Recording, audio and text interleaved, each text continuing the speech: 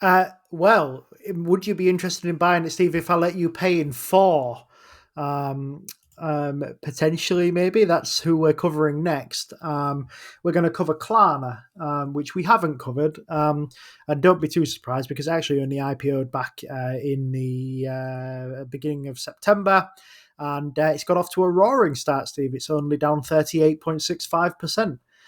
So let's have a look at it. I'll tell you a little bit about it and its history, and we'll have to pretend that this is the IPO special because we just didn't cover it at the time. But so it's a Swedish fintech company, but it's listed on the American Stock Exchange. I think it's on the NYSE off the top of my head, but it might be on the Nasdaq. No, it is. It's on the NYSE. It's a digital bank and a flexible payments provider. It's about 20 years old. It's got some founders with names I won't try to pronounce, but they are called Sebastian, Nicholas, and Victor. Jakobsen is one of them. Nope, I'm not going to try the others. But it was founded in Stockholm, Sweden, obviously. After an entrepreneurship competition, the core proposition was essentially pay after delivery model, which offered a significant risk reduction for merchants and what they hoped was a better customer experience. So what does it do? Network of payment and shopping services to about 114 million active users, 850,000 merchants. It was just a pure buy now, pay later provider, but it's now a fully fledged digital neobank, as they call them. So a comprehensive app experience, physical card, and a range of financial products. In terms of its business model, there's pretty much three primary streams of how it makes money. So merchant fees, so retailers pay a commission, a take rate for using Klarna's payment options. This is the paying 30 days or pay over 2 years or whatever. And Klarna will tell you that this drives higher conversion rates and average order values. And obviously Klarna assumes the credit risk and the fraud risk for the merchant. Have seen the stats for this. It does improve affordability and thus does drive higher conversion rates. It actually expedites consumerism. So yes, but it also does consumer financing and interest income. So it's longer term installments, which is called fair financing, and these attract interest. But it also has value added services and basically card economics, so platform fees from using the Klarna card, revenues from using the global shopping app, referrals, marketing services, merchants, revenue generated from the people using the debit card all over the world. So I would say the key differentiator for them is, and here we go, Steve, it's heavily driven by AI-enabled underwriting and operations. That's gone well before. Its AI model can rapidly adjust credit decisions to changing economic conditions, allowing it to re-underwrite a significant portion of its balance sheet much faster than a traditional lender can. This was the first, so this week was Q3 2025 for them. This was the first earnings report as a publicly listed company. Steve and I we like to see a couple of them really before we make a decision on them. I think that came from it might have been David Gardner who said that you should always give them a couple of quarters just to see how they settle into being a publicly listed company, and also to make sure that this isn't some private equity firm dumping a stock on you that's reached its peak and it's all going peak tongue. And I don't think that's the case here. So results looked pretty good. Strong top line growth, especially in America. A reported net loss driven by essentially accounting practices related to this growing financing portfolio. But we'll just have a quick flick through them, and we'll see what you think. So total revenue came in at $903 million. That was up about 28%. It was a record high for them, and it beat analysts' expectations pretty handily. Gross merchandise volume was $32.7 billion. That was up 23% like for like. GMV growth in the US was up 43%, which was driving the overall growth there. Net loss was about $95 million. Previously, it's not really comparable, but it was about $4 million. But that was a net loss as well. But driven by an increase in provisions for credit losses. And with this fair financing now, when you have credit losses, you have to report the loss immediately and not when it happens. So these aren't actual losses. It's just, it's that they've put this money aside in preparation for it. They think it may happen. Adjusted operating loss. Let's adjust it. Why not? 14 million. It was previously 63 million in profit. So it's actually better than no plan, but shows the short-term impact of the investments that they've made in growing the balance sheet out. About 0.44% of gross merchandise value in realised credit losses. That was a decrease. So an improvement there would indicate that their underwriting is getting better as the portfolio grows. Transaction margin, $281 million. That's a decrease, affected again by these upfront provision for credit losses on longer term loans, which is a relatively newer product for them. And they said that revenue would be about, this is for next quarter, about 1.065 to 1.08 billion.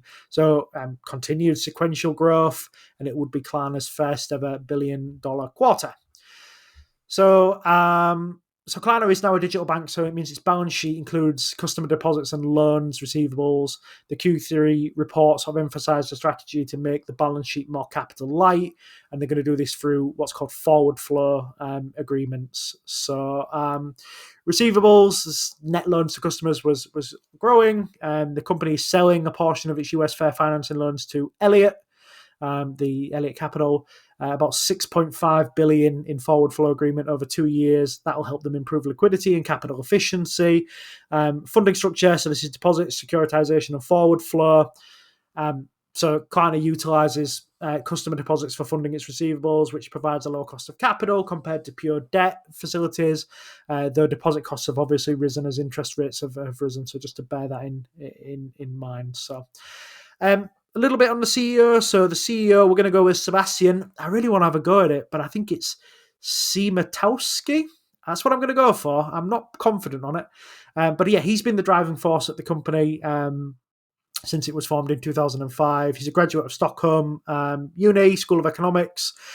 He's navigated Klarna's journey from this buy now pay leader to this global digital bank. He's aggressive on growth. He's got a focus on technology, and he's an outspoken critic of traditional banking and what he calls tech lock-in. The chairman of the board is Sir Michael Moritz from Sequoia Capital. He's been a board member for the last 15 years, long tenure, long role as chairman. He brings with it substantial Silicon Valley and venture capital experience. And CFO, it's another name, Camila Gisek. She's the CFO. David Sandstrom, CMO. They've been there a little while as well, but they're more focused on obviously keeping financial discipline and brand strategy. But it's a pretty strong leadership team when you look down the list, Steve. I was reasonably impressed with them. At the earnings call, they were talking about how they were transforming from pure buy now, pay later service into this AI-powered digital bank and the growth in the US market in particular. They said that AI is the moat. They emphasised that AI is draining the moats of traditional finance and big tech. He said that trust is the new oil, not data. And he said that because Klarna's positioned as a consumer-friendly, transparent model against what he calls classical fallacy of what he calls non-functioning markets. So this is the traditional lenders with hidden fees and blah, blah, blah, blah, early repayment charges and what have you. He talked a little bit about what he called the profitability lag, that the larger net loss was essentially accounting timing issues under IFRS 9. For the new higher margin fair financing loans that they've been making, the full provision for credit losses must be recognised up front. but the interest revenue compounds and is recognised over the life of the loan. So this creates a bit of a temporary lag, I guess, which they expect to reverse. So they said they're going to be about $100 million uplift in transaction margin dollars just in Q4. So you should see that start to spike up a little bit. They talked a little bit about the Klarna card as well. They said it was a major success. They've had 4 million sign-ups since it's launched.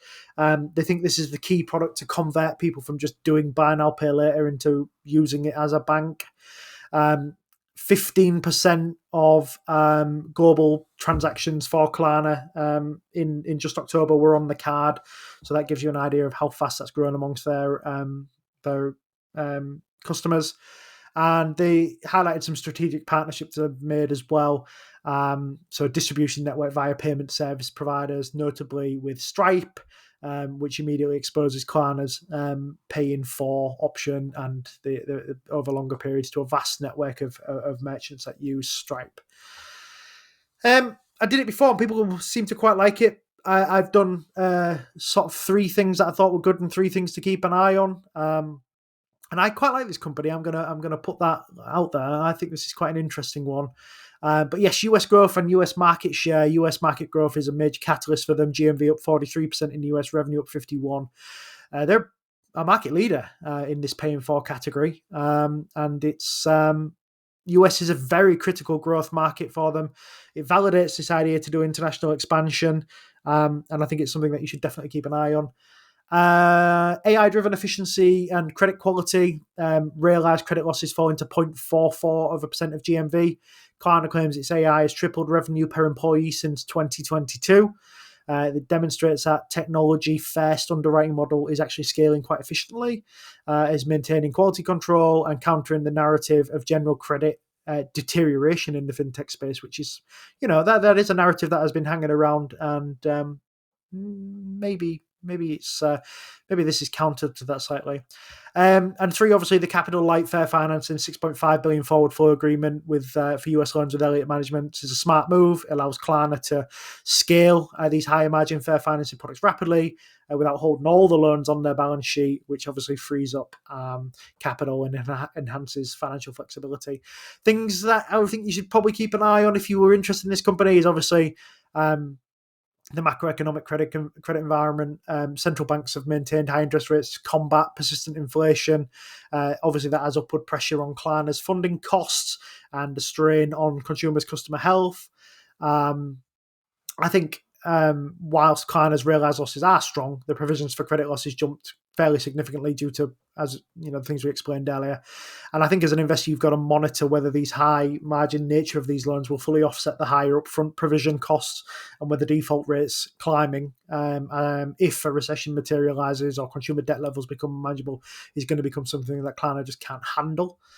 I would say one of the key risks is the market doesn't seem to really love this stock. Investor sentiment is pretty low. Like I said, down 38.5% since IPO just a couple of months ago. It's down 17% in the last 5 days. It dropped 9% immediately on earnings, despite beating revenue estimates, suggesting that the market's quite sensitive to losses and provisions increases. And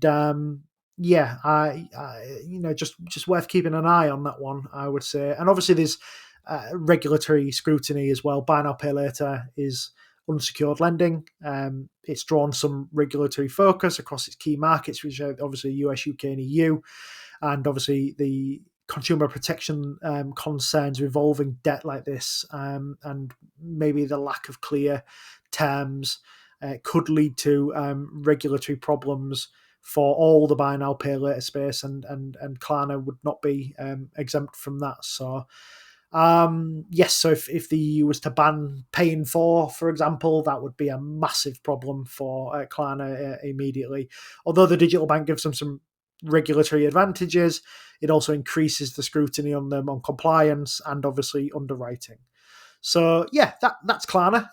I think this is a very interesting business, Steve.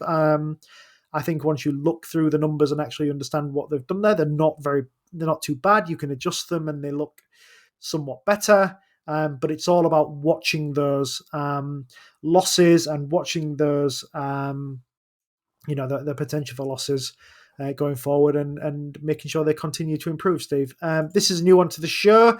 You're not a customer of these. I would guess if I'm a Klarna customer, my phone is Klarna'd, and I've been. I think it's fine. I think it's mostly fine. What do you think? Well, I tend to do my banking, credit card, paying installments things through Monzo, to be honest, which has a pretty similar looking service based on what you've mentioned here. That's one of the reasons I don't use Klarna.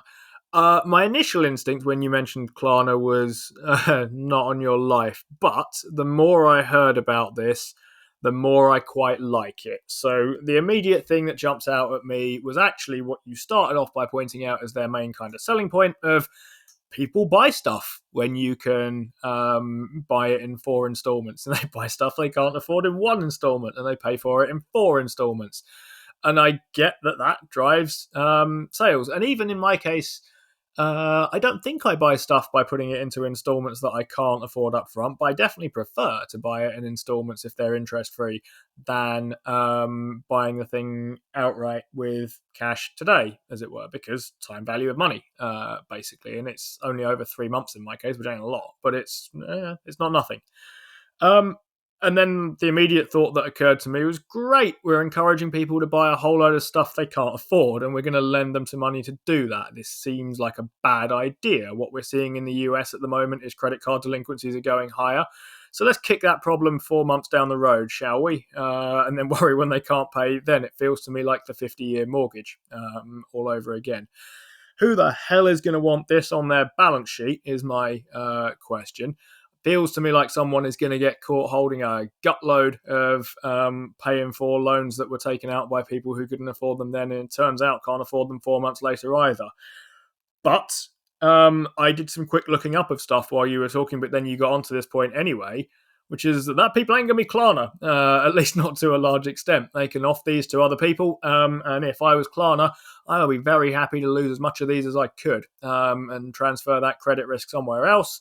Even if it means you get kind of paid less in terms of any interest that comes in, I would be very happy to remove that for the reasons that you mentioned of, well, cash flow helps you scale and grow. If you can offer them for part of the money up front, you can then go and use that to make another loan elsewhere, and you can sell that on and so on and so forth. I get it. They haven't managed to completely and maybe they don't want to completely void their balance sheet of any kind of credit risk here. And I think it's probably unrealistic to expect them to do that because, after all, they are sort of making these things. But the guys at Elliott Management are not fools. They're pretty smart. They know what they're doing. I assume they have some plans for these kinds of things. But that would be the position that I would not want to be in unless I was paying very low for these things, basically. I mean, I probably would take a load of this debt at the right price, but consumer loans for people who were not buying stuff in 1 so they can buy it in 4, it doesn't fill me with it doesn't look to me like an asset I want to pay very much for. My general sense here is that, well, the other reason this stock is down is, as you said, to do with US macro at the moment. People know what Klarna is, they know what it does, they know what it kind of operates in. And the kind of concern that I think I would have here is that delinquencies are going higher, it seems, at the moment. US consumers are under pressure. They've now started, well, basically since the pandemic, they've not been paying student loans, and they've managed to inflate their living expenses or inflate their lifestyles and raise their living expenses in such a way that they can now buy a load of stuff that they weren't previously buying. And they're now coming under pressure because they have to start paying back student loans again. And that's not great. So you're seeing delinquencies going higher on various debts. If this starts to come through a bit better in the future, I can see Klarna picking up quite a bit here. If this looks like, I mean, an interest rate cut wouldn't hurt to try and help people manage their budgets a bit better and liabilities a bit better. But we'll see going forward. I see the risks here. It looks to me like Klarna has an intelligent strategy for managing them. Wait and see for me, and not just because it's the first one after the IPO, Steve. Yeah, I think it's a watch list stock, Steve. I think, to be honest with you, I think it's one that we should wait another quarter for potentially, and have a look at and see what we think. But at the moment, you can get Klarna for about 10 billion US dollars. That's the price that they want for it at the moment, and I don't think that's a terrible price, Steve. The thing is, I think there's a potential for it to get cheaper. I think if we don't get the rate cut that we're expecting, we're not going to get soon. I think the market might send this one a little bit lower. But I am interested in here, not just for the capital incinerators. I think this is a much better company than I gave it credit for before I looked at it. Oh, credit for that was terrible. I didn't even mean to do that. But yes, I'm interested, and I've stuck it on the watch list, and we'll see where we go from there, Steve. Yeah, if this goes wrong, it looks like Wonga.com, and if it goes right, it looks like Wise, doesn't it? The difference between a terrible lending company and a smart fintech. You've been watching a segment from the Playing FTSE show, brought to you in association with our favourite broker, Trading 212. For the full version of the show, check us out on Spotify, Apple, or wherever you get your podcasts. And if you open a new account with Trading 212 using the link in the description, there's a free fractional share in it for you. Just make sure that you use the code FTSE when you sign up. Terms and conditions apply, and do remember that when investing, your capital is at risk.